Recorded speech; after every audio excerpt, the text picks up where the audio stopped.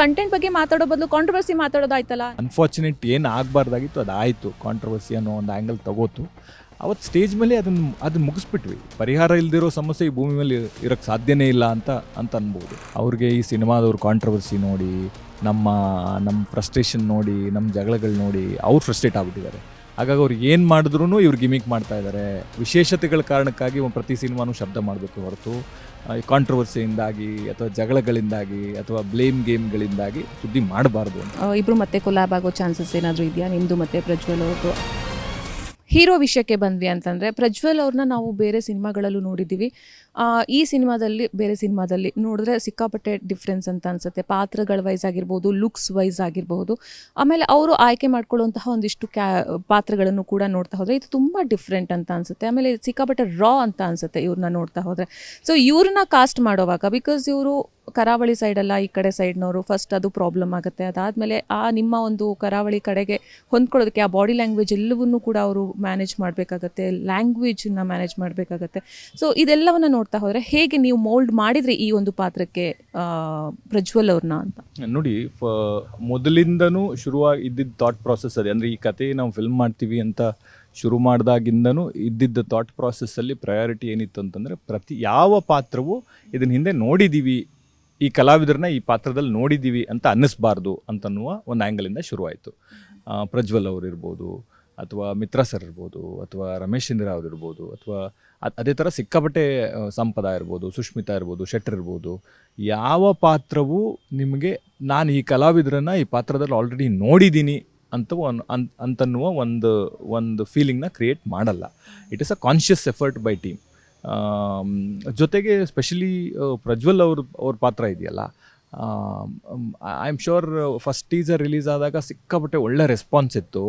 ಯಾಕೆ ಅಂತಂದರೆ ಅವ್ರು ಆ ಥರದ ಪಾತ್ರದಲ್ಲಿ ಅದುವರೆಗೂ ಕಾಣಿಸ್ಕೊಂಡಿರಲಿಲ್ಲ. ಯಾವಾಗಲೂ ಐ ಥಿಂಕ್ ಫಿಲ್ಮ್ ಮೇಕರ್ಗೂ ಅದೇ ಎಕ್ಸೈಟ್ಮೆಂಟ್ ಇರುತ್ತೆ, ಕಲಾವಿದ್ರಿಗೂ ಅದೇ ಎಕ್ಸೈಟ್ಮೆಂಟ್ ಇರುತ್ತೆ. ಇದೊಂದು ಅಪರೂಪದ ಪಾತ್ರ. ಈ ಥರದ ಒಂದು ಪಾತ್ರ ನಾನು ಇದುವರೆಗೂ ಮಾಡಲಿಲ್ಲ, ನನಗೆ ಹೊಸದಾಗಿ ಕಾಣಿಸುತ್ತೆ, ನಾನು ಈ ಪಾತ್ರದಲ್ಲಿ ಹೊಸ ಥರ ಕಾಣಿಸ್ತೀನಿ ಅಂತನ್ನುವ ಒಂದು ಥಾಟ್ ಪ್ರಾಸೆಸ್ ಇದೆಯಲ್ಲ, that thought process will give a lot of energy to a filmmaker and also an actor. ಇದರಲ್ಲಿ ನೋಡಿದ್ರೆ ನಿಮ್ಗೆ ಪ್ರತಿಯೊಬ್ಬರಿಗೂ ಹೊಸದು ಅನಿಸ್ತಾ ಇತ್ತು, ಚಾಲೆಂಜಿಂಗ್ ಅನ್ನಿಸ್ತಾ ಇತ್ತು. ಆಮೇಲೆ ಕಥೆಯಲ್ಲೇ ಅದೆಲ್ಲ ಬಾಡಿ ಲ್ಯಾಂಗ್ವೇಜ್ ಇರ್ಬೋದು, ನೀವು ಹೇಳಿದಾಗೆ, ಅಥವಾ ಅದರಲ್ಲಿರುವ ಸ್ಪೆಷಲ್ ಮೆನ್ಷನ್ಗಳಿದೆಯಲ್ಲ, ಅದೆಲ್ಲದೂ ಹೊಸದು. ಇವಾಗ ಫಾರ್ ಎಕ್ಸಾಂಪಲ್ ಫಸ್ಟ್ ಟೀಸರಲ್ಲಿ ಅವ್ರು ಕೋಣದ ಮೇಲೆ ಕೂತ್ಕೊಂಡು ಬರುವ ಒಂದು ಶಾರ್ಟ್, ಸ್ಪೆಷಲಿ ಆ ಶಾರ್ಟ್ ಇತ್ತು. See when you wearing that dress and sitting on top of a buffalo and you're coming, see that experience is entirely new to him personally and to us personally to shoot it. So ಹಂಗಾಗಿ ಅದು ಹೊಸದಾಗಿ ಕಾಣಿಸ್ತಿತ್ತು ಎಲ್ರಿಗೂ. ಅವ್ರದ್ದೇ ಆದ ಒಂದಿದು, ಅಯ್ಯೋ ಇದು ಹೆಂಗೆ ತೆಗಿಬೇಕು, ಇದು ಹೆಂಗೆ ಶೂಟ್ ಮಾಡಬೇಕು, ಇದು ಹೆಂಗೆ ಬರಬೇಕು. It might be a DOP team, might be a lighting team, might be a makeup team. ಎಲ್ರಿಗೂ ಇಮ್ಯಾಜಿನ್ ಮಾಡಿ ಆ ಮೂಮೆಂಟ್ ಕ್ಯಾಪ್ಚರ್ ಮಾಡೋಕ್ಕೆ ಎಷ್ಟು ಚಾಲೆಂಜಿಂಗ್ ಇರ್ಬೋದು ಅಂತ. ಸೊ ಹಂಗಿದ್ದಾಗ everybody will concentrate 100% to the character and the role, even the technical team.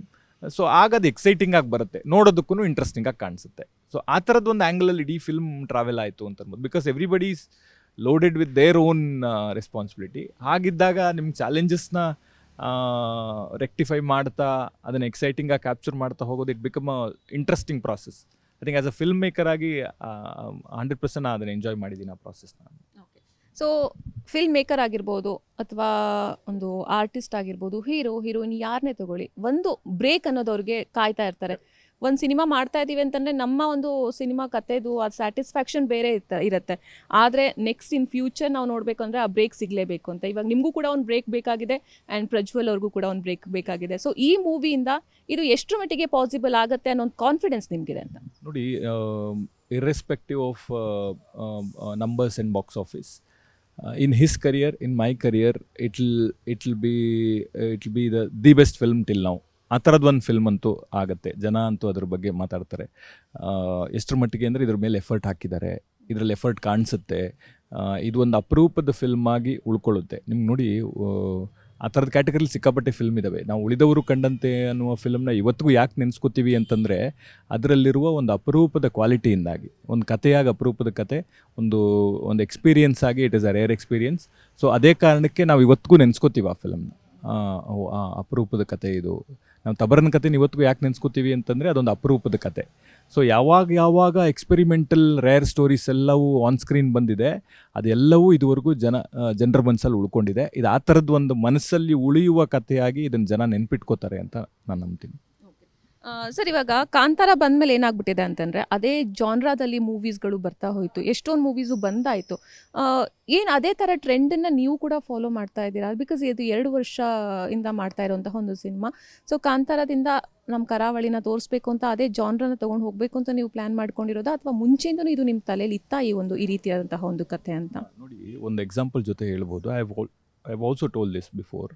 ನಿಮಗೆ ಪುಷ್ಪ ಅನ್ನುವ ಫಿಲ್ಮ್ ಬಂದಾಗ ತುಂಬ ಜನ ಇದು ರಂಗಸ್ಥಳ ಥರ ಕಾಣಿಸ್ತಿದೆಯಲ್ಲ ಅಂತ ಒಂದು ಎಕ್ಸಾಂಪಲ್ ಬಂತು. ನಿಮ್ಗೆ ಯಾವಾಗ ಪುಷ್ಪ ರಿಲೀಸ್ ಆಗಿ it become blockbuster hit Dasara ಅಂತ ಒಂದು ಫಿಲ್ಮ್ ಬಂತು. ದಸರಾನೆಲ್ಲ ಪುಷ್ಪ ಕಂಪೇರ್ ಮಾಡೋಕ್ಕೆ ಶುರು ಮಾಡಿದ್ರು, ಯಾಕಂದರೆ ಅವೆರಡು ಒಂದೇ ಥರ ಕಾಣಿಸ್ತಿತ್ತು. ಅಂದರೆ ಇದು ಈ ಕಂಪ್ಯಾರಿಸನ್ ಹೇಗೆ ಶುರು ಆಗುತ್ತೆ ಅಂತಂದರೆ because of the parameter it has been set.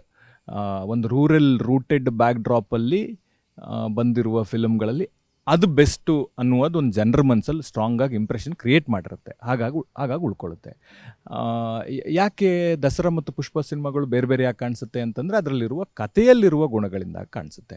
So ನಿಮ್ಗೆ ಎಕ್ಸ್ಪೀರಿಯನ್ಸ್ ಮಾಡೋವರೆಗೂ ಇದು ಹಾಗೆ ಇದೆಯಲ್ಲ ಅಂತ ಅನ್ನಿಸ್ಬೋದು because of the backdrop. ಕಥೆಯೇ ನಡೆಯುವ ಸ್ಥಳಗಳು ಕೋಸ್ಟಲ್ ಸೈಡ್ ಆಫ್ ಕರ್ನಾಟಕ ಆಗಿರೋದ್ರಿಂದ. ಫಾರ್ ಎಕ್ಸಾಂಪಲ್, ನಿಮಗೆ ಒಂದು 10-15 ವರ್ಷದ ಹಿಂದೆ ಮಂಡ್ಯ ಮೈಸೂರಿನ ಬ್ಯಾಕ್ ಡ್ರಾಪಿನ ಫಿಲ್ಮ್ಗಳು ಸಿಕ್ಕಾಪಟ್ಟೆ ಬರೋದು. ಅದೊಂದು ಸಿಕ್ಕಾಪಟ್ಟೆ ದೊಡ್ಡ ಟ್ರೆಂಡ್ ಇತ್ತು. ಬಟ್ ಎಲ್ಲ ಸಿನಿಮಾಗಳು ಚೆನ್ನಾಗಾಗ್ತಿತ್ತು. ಅದರರ್ಥ ಮಂಡ್ಯ ಮೈಸೂರು ಭಾಗದ ಬ್ಯಾಕ್ ಡ್ರಾಪಲ್ಲಿ ಕತೆ ಮಾಡಿದ್ರೆ ಚೆನ್ನಾಗಾಗುತ್ತೆ ಅನ್ನೋದಲ್ಲ. ಕಥೆಯಲ್ಲಿರುವ ಕ್ವಾಲಿಟಿಯಿಂದಾಗಿ, ಕಥೆಯಲ್ಲಿರುವ ಸ್ಪೆಷಲೈಸ್ಡ್ ನೆನಪಲ್ಲಿಟ್ಕೋಬೇಕಾಗಿರುವ ಅಂಶಗಳಿಂದಾಗಿ ಆಯಾ ಜಾಗದಲ್ಲಿ ಮಾಡಿದ್ರೆ ಚೆನ್ನಾಗಿರುತ್ತೆ ಅಂತ ಅನ್ನೋದು ಒಂದು ಫಿಲ್ಮ್ ಮೇಕರ್ ಡಿಸಿಷನ್ ಆಗಿರುತ್ತೆ. Since I born in brought up in the place and that this story happens in the coastal backdrop. ಹಾಗಾಗಿ ನಿಮಗೆ ಓವರ್ಲುಕ್ಕಲ್ಲಿ ನೋಡಿದಾಗ ಅದು ಕಂಪ್ಯಾರಿಸನ್ ಅನಿಸ್ಬೋದೇ ಹೊರತು ಒಳಗಡೆ ಹೋಗಿ ನೋಡಿದಾಗ ಖಂಡಿತವಾಗ್ಲೂ ಅದಕ್ಕೂ ಇದಕ್ಕೂ ಯಾವುದೇ ಕಂಪ್ಯಾರಿಸನ್ ಇರಲ್ಲ. ಯಾಕೆಂತಂದರೆ ಅವೆರಡು ಬೇರೆ ಬೇರೆ ಥರನಾದ ಕಥೆಗಳು. ಸೊ ಆ ಕಂಪ್ಯಾರಿಸನ್ ಈಗಿರ್ಬೋದು, ಆದರೆ ಸಿನಿಮಾ ನೋಡಿದ್ಮೇಲೆ 100% ಅದು ಡಿಸಪಿಯರ್ ಆಗುತ್ತೆ ಅಂತ ನಾನು ಅಂದ್ಕೊಂಡಿದ್ದೀನಿ. ಫಿಲ್ಮ್ ಮೇಕರ್ಸಿಗೆ ಇವತ್ತಿನ ದಿನಗಳಲ್ಲಿ ನಿಮ್ಮ ಒಂದು ಪಾಯಿಂಟ್ ಆಫ್ ವ್ಯೂ ಹೇಗೆ ಅಂತ ನನಗೆ ಹೇಳಿ. ಸಿನಿಮಾ ಇಂಡಸ್ಟ್ರಿಯಲ್ಲಿ ಎಲ್ಲರೂ ಹೇಳ್ತಾರೆ ಮೂವೀಸ್ ರಿಲೀಸ್ ಮಾಡ್ತೀವಿ, ಕಷ್ಟಪಟ್ಟು ನಾವು ಮೂವಿ ಮಾಡ್ತಾ ಇದ್ದೀವಿ, ಆದರೆ ಥಿಯೇಟರ್ಗೆ ಜನ ಬರ್ತಾ ಇಲ್ಲ. ಈ ಒಂದು ಆರೋಪ ಯಾವುದೇ ಸಿನಿಮಾ ರಿಲೀಸ್ ಆಗ್ತಾ ಇರಲಿ ಸರ್, ಆ ಟೈಮಲ್ಲಿ ಇದು ಬಂದೇ ಬರುತ್ತೆ. ಇದು ಫಸ್ಟ್ ಮುನ್ನೆಲೆ ಬರೋದೇ ಈ ಆರೋಪ. ನಾವು ಚೆನ್ನಾಗಿ ಮೂವಿ ಕೊಡ್ತಾ ಇದ್ದೀವಿ, ನಮ್ಮ ಪ್ರಾಡಕ್ಟ್ ಚೆನ್ನಾಗಿದೆ, ಜನ ನೋಡೋಕ್ಕೆ ಥಿಯೇಟರಿಗೆ ಬರ್ತಾ ಇಲ್ಲ ಅಂತ ಒಂದು ಸಮಸ್ಯೆ. ಇನ್ನೊಂದು ಸಮಸ್ಯೆ ಏನಾಗ್ತಾ ಇದೆ ಅಂತಂದರೆ, ನಾವು ಸಿನಿಮಾ ಮಾಡಿದ್ದೀವಿ, ಕಷ್ಟಪಟ್ಟು ಮಾಡಿದ್ದೀವಿ, ಜನರು ನಮ್ಮ ಸಿನಿಮಾನ ನೋಡ್ತಾ ಇಲ್ಲ ಅಂತಂದು ನಾವು ಫಿಲ್ಮ್ ಮಾಡೋದೇ ಬಿಟ್ಬಿಡ್ತೀವಿ, ಪ್ರೊಡ್ಯೂಸ್ ಮಾಡೋದೇ ಬಿಟ್ಬಿಡ್ತೀವಿ, ಫಿಲ್ಮ್ ಮೇಕಿಂಗನ್ನು ಬಿಟ್ಬಿಡ್ತೀವಿ ಅನ್ನುವಂತಹ ಒಂದಿಷ್ಟು ಡಿಸಿಷನ್ಗೆ ಫಿಲ್ಮ್ ಮೇಕರ್ಸ್ ಬರ್ತಾ ಇದ್ದಾರೆ. ಇದ್ರ ಬಗ್ಗೆ ನಿಮ್ಮ ಪಾಯಿಂಟ್ ಆಫ್ ವ್ಯೂ ಏನಿದೆ? Kannada audience have been so kind. Kannada market is so nice. ಅದ್ರ ಬಗ್ಗೆ ಒಂದು ಬೇಸಿಕ್ ಡೇಟಾ ಗೊತ್ತಿರೋರು ಯಾರೂ ಐ ಥಿಂಕ್ ಈ ಥರದ ಕಮೆಂಟ್ಗಳು ಮಾಡಲ್ಲ. ಯಾಕೆ ಅಂತಂದರೆ ನಿಮ್ಗೆ ಸಿಕ್ಕಾಪಟ್ಟೆ ಎಕ್ಸಾಂಪಲ್ ಇದೆ. ಜನ ಬರ್ತಾ ಇಲ್ಲ ಅಂತಂದರೆ ಯಾಕೆ ಬರದೇ ಇರ್ಬೋದು ಅಂತನ್ನೋದು ಒಂದು ಫಸ್ಟ್ ಪ್ರಶ್ನೆ ಹುಟ್ಟುತ್ತೆ. ನೋಡಿ, ನಿಮಗೆ ಎಷ್ಟರ ಮಟ್ಟಿಗೆ ಒಳ್ಳೆ ಮಾರ್ಕೆಟ್ ಇದೆ ಅಂತಂದರೆ ಇಲ್ಲಿರುವ ನಂಬರ್ಗಳು ಅಥವಾ ಅಂದರೆ ಡೇಟಾ ತೆಗೆದು ನೋಡಿದ್ರೆ you will feel so happy because this market is extremely interesting. ನಿಮ್ಗೆ ಅದು ಬೆಂಗಳೂರು ಇರ್ಬೋದು, ನಿಮ್ಮ ಮೊದಲಿಂದನೂ ಇತ್ತು, ಈಗಲೂ ಎಲ್ರಿಗೂ ಗೊತ್ತಿರುವ ವಿಷಯನೇ ಅದು. ಬೆಂಗಳೂರಲ್ಲಿ ವರ್ಕ್ ಆಯಿತು, ಕರ್ನಾಟಕ ಮಾರ್ಕೆಟಲ್ಲಿ ವರ್ಕ್ ಆಯಿತು ಅಂತಂದರೆ ಈ ಫಿಲ್ಮ್ 100% ಎಲ್ಲ ಕಡೆ ವರ್ಕ್ ಆಗುತ್ತೆ ಅನ್ನೋ ಥರದ್ದು ಒಂದು ಕಾನ್ಫಿಡೆನ್ಸ್ ಇತ್ತು. ನಿಮಗೆ ತೆಲುಗು ಫಿಲ್ಮ್ ಮೇಕರ್ಗಳು, ತಮಿಳ್ ಫಿಲ್ಮ್ ಮೇಕರ್ಗಳು ಬೆಂಗಳೂರಲ್ಲಿ ಬಂದು ಕೂತು ಫಿಲ್ಮ್ ನೋಡ್ಬಿಟ್ಟು ಹೋಗೋರು. ಯಾಕೆಂತಂದರೆ Bengaluru have the exact pulse of the market of the entire country. ಅಷ್ಟು ಇಂಟ್ರೆಸ್ಟಿಂಗ್ ಮಾರ್ಕೆಟ್ ಇದೆ, ಡೇಟಾ ಕೂಡ ಅಷ್ಟೇ ಇಂಟ್ರೆಸ್ಟಿಂಗ್ ಆಗಿದೆ. ಫಿಲ್ಮ್ ಮೇಕರ್ಗಳು ಒಳ್ಳೆ ಫಿಲ್ಮ್ ಮಾಡಬೇಕು.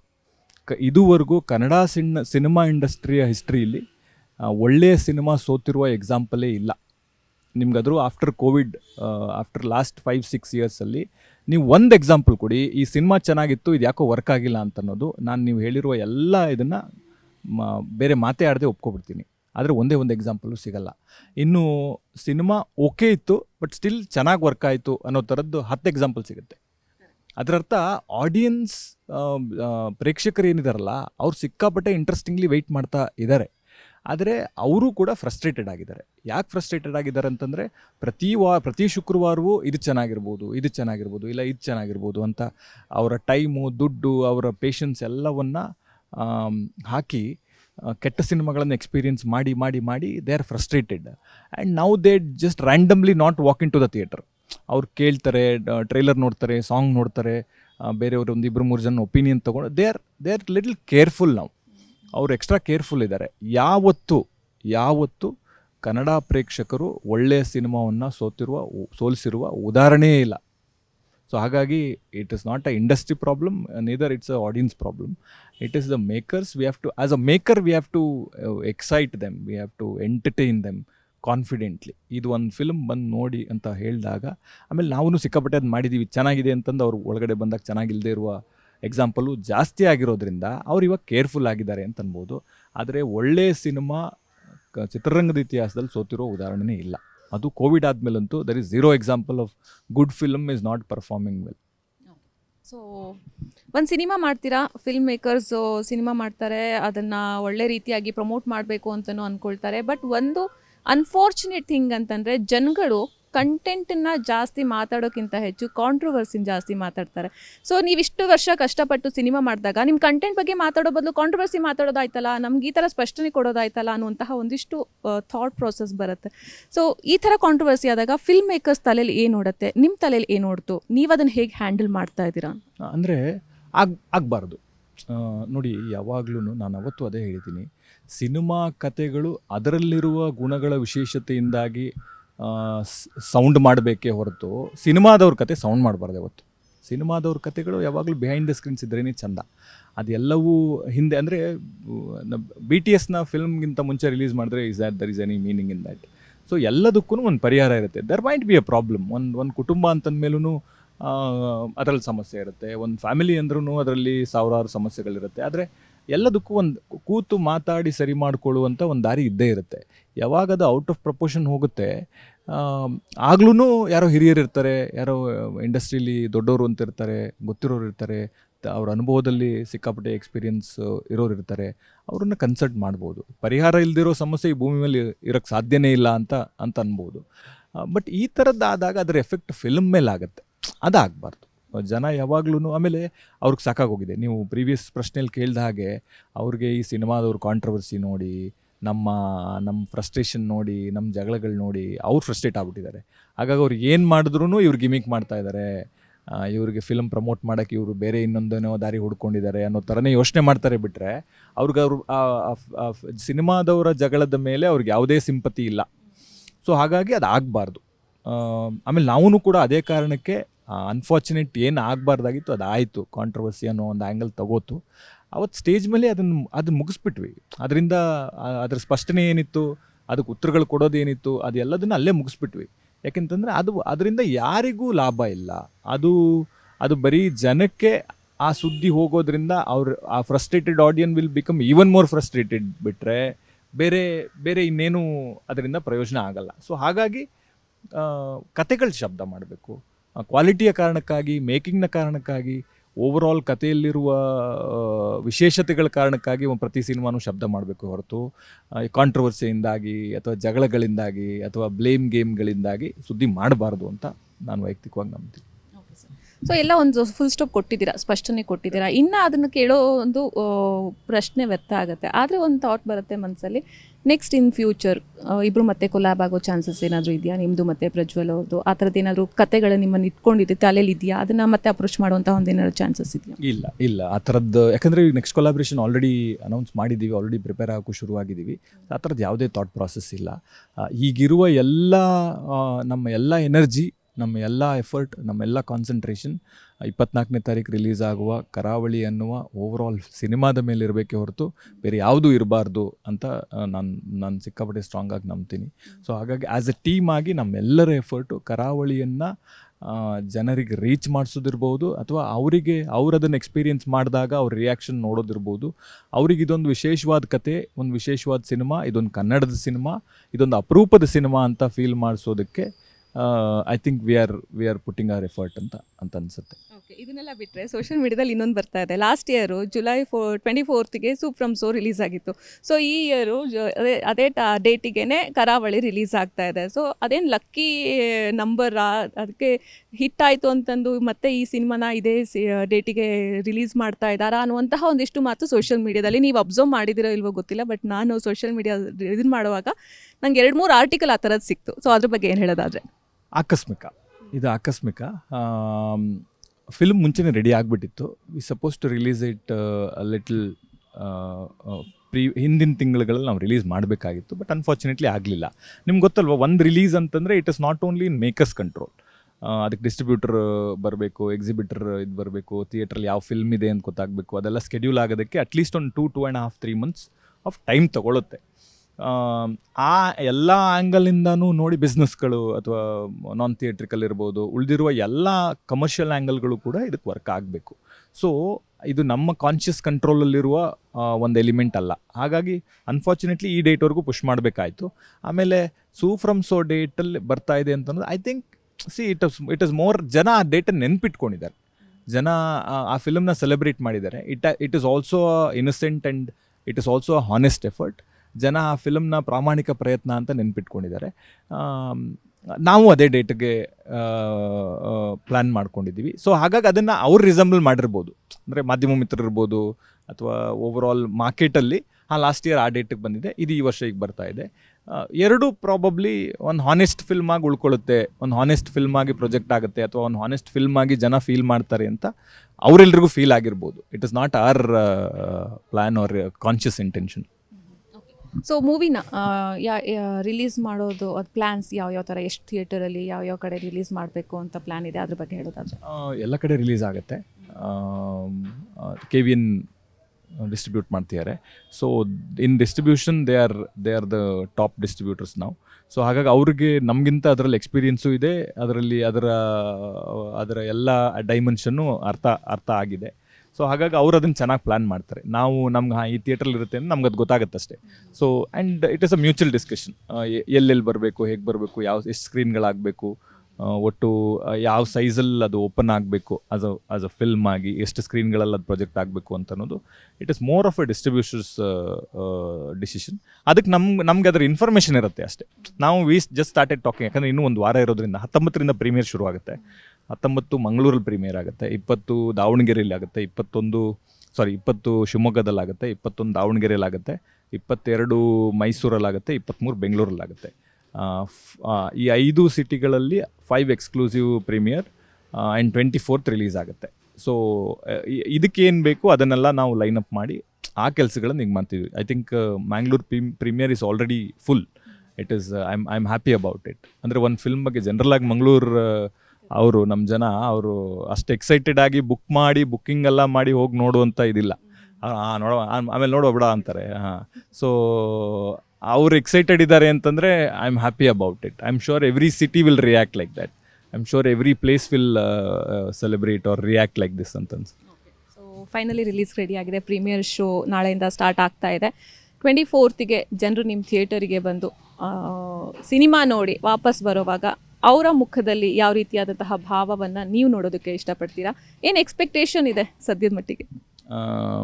ಎಕ್ಸ್ಪೆಕ್ಟೇಷನ್ ಅಲ್ಲ, ಅದೊಂದು ಫಿಲ್ಮ್ ಮೇಕರ್ ಡ್ರೀಮ್ ಇರುತ್ತೆ. ಅಂದರೆ ಜನರ ತಲೆಯಲ್ಲಿ ಉಳಿಯುವಂಥ ಒಂದು ಫಿಲ್ಮ್ ಮಾಡಬೇಕು ಅಂತ. ಥಿಯೇಟ್ರಿಂದ ಆಚೆ ಬಂದ ಮೇಲೂ ಅವರು ಜೋಬು ಕೈ ಹಾಕ್ಕೊಂಡು ಒಂದು 5 ನಿಮಿಷ ಯೋಚನೆ ಮಾಡಿದ್ರೆ I think any film maker that is dream of every film maker.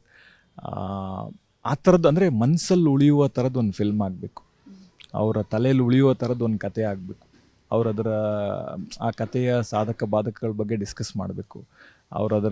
ಆ ಕಥೆಯ ಡೈಮೆನ್ಷನ್ಗಳನ್ನು, ಲೇಯರ್ಗಳನ್ನು ಅವರು ಎಕ್ಸ್ಪ್ಲೋರ್ ಮಾಡಬೇಕು. ಅವ್ರು ಬೇರೆಯವ್ರಿಗೆ ಹೇಳಬೇಕು, ಅದು ಹಿಂಗೆ, ಇದು ಹಿಂಗೆ ಅಂತೆ, ಅದು ಹಂಗೆ ಅಂತೆ ಅಂತ.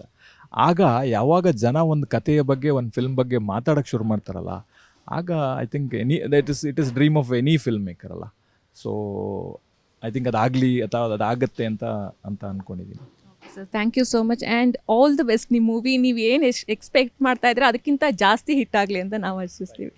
ಇದಾಗಿತ್ತು ಗುರುದತ್ ಸರ್ ಅವರ ಮಾತು. 24ನೇ ತಾರೀಕು ಕರಾವಳಿ ಮೂವಿ ರಿಲೀಸ್ ಆಗ್ತಾ ಇದೆ. ಸೊ ಸಿಕ್ಕಾಪಟ್ಟೆ ಹೈಪ್ ಅಂದ್ರೆ ಈ ಮೂವಿಗೆ ಕ್ರಿಯೇಟ್ ಆಗಿದೆ. ಕಂಟೆಂಟ್ ಕೂಡ ತುಂಬ ಚೆನ್ನಾಗಿದೆ ಅಂತ ಡೈರೆಕ್ಟರ್ ಹೇಳ್ತಾ ಇದ್ದಾರೆ. ಇದೇ 24ನೇ ತಾರೀಕು ನೀವು ಕೂಡ ಥಿಯೇಟರ್ಗೆ ಹೋಗಿ ಸಿನಿಮಾವನ್ನು ನೋಡಿ ಒಳ್ಳೆ ಕಂಟೆಂಟ್ ಇರುವಂತಹ ಕನ್ನಡ ಸಿನಿಮಾವನ್ನು ಗೆಲ್ಲಿಸಿ. ಕ್ಯಾಮ್ರಾ ಪರ್ಸನ್ ಪ್ರಶಾಂತ್ ಜೊತೆ ವೈದೇಹಿ, ಪ್ರಜಾವಾಣಿ, ಬೆಂಗಳೂರು.